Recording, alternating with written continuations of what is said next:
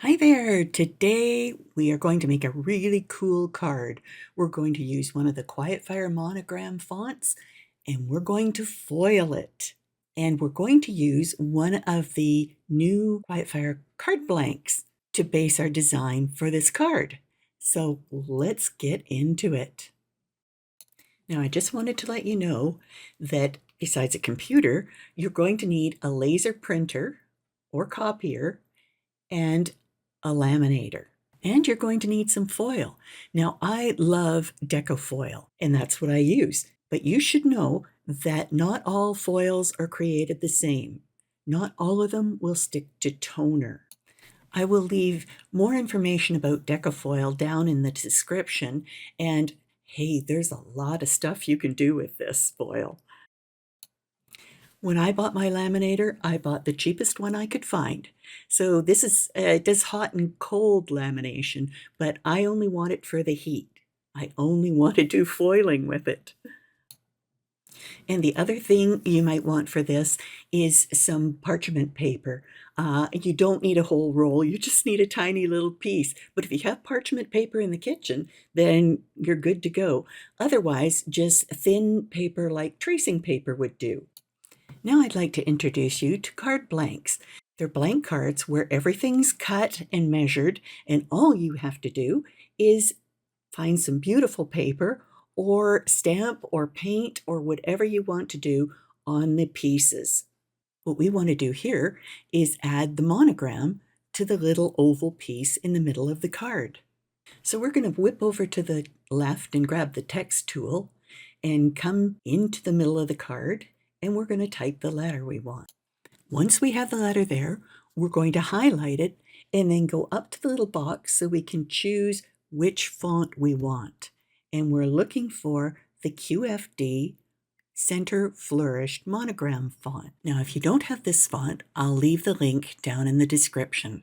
And once we choose that, voila, it will change. Now that's just way too little. We want it to fit inside that oval. So let's grab the corner, highlight it, and grab the corner and pull it out to the size that you think might fit.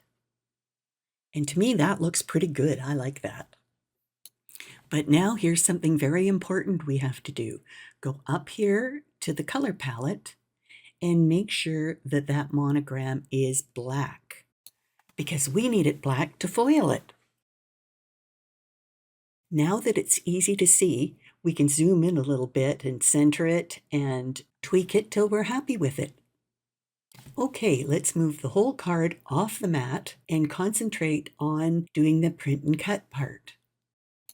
Whip on over to the page setup panel, choose letter size, and go up and turn on the registration marks. And then we're going to go back over to the letter, that's the monogram letter, and select the monogram and the oval, the small oval that it's sitting on. Copy them and pull them onto the mat, avoiding all the grid area. But there's a wee problem. We don't actually want that yellow background color. We want it clear with no color at all. So we're going over again to the color palette and we're going to highlight the oval and we're going to put no color or fill. Now it's time to print. I'd suggest nothing heavier than a 65-pound cardstock. And go ahead, and if you have a laser printer, print it on that. And if you don't have a laser printer, print it anyway, because you can take it off to a copy place and get it laser printed there. Don't get a color copy. It needs to be a black and white laser copy. Now, if you're going to go off and get this photocopied, what you should do is save the file as it is, as a studio file. I saved mine on my hard drive. Because you've saved that file just as it was, you can go ahead and shut the program down and come back to it later with your laser copy. Open that file back up in Silhouette Studio, put your laser copy on the mat, and cut it. And you should be just fine.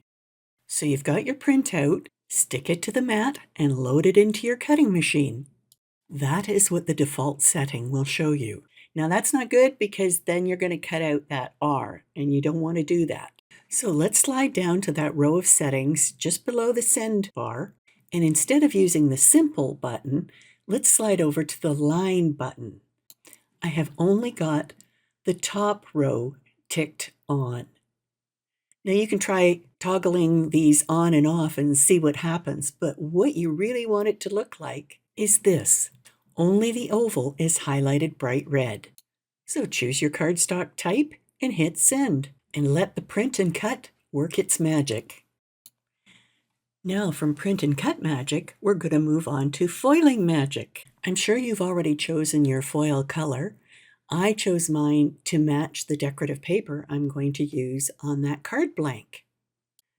So allow your laminator to warm up, and we've got our oval print, and we've cut a tiny little piece of Decafoil slightly bigger than our oval, and then we have a folder of parchment paper, which keeps everything together and protects the laminator.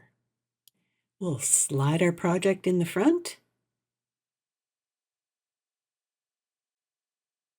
and it kind of grabs the parchment, and away it goes, and then we just wait for it to come out the back end.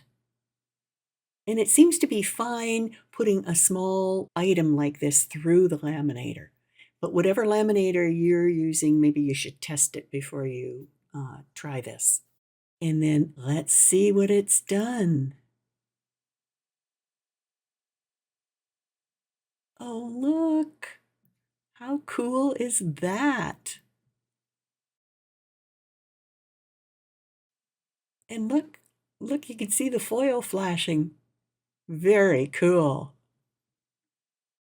So from there, I go ahead and take my decorative paper and cut all the other bits and pieces for that card blank. And this is what I end up with. A beautiful card. And here's another couple of projects that I did. There's a big monogrammed R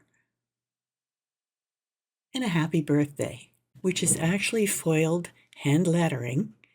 And you can find that tutorial at Calligraphic Bites at Quiet Fire School. I hope you've learned something from this tutorial and that you'll try it yourself. If you have any questions, it's probably better to contact me through my website, and then you'll actually get a response that you'll see. If you enjoyed this tutorial, give it a thumbs up, share it, make sure you're subscribed to my newsletter and to this channel, and hit the little dingy bell so that you get notification of all the videos that go on YouTube. Thanks for joining me. See you next time. Bye for now.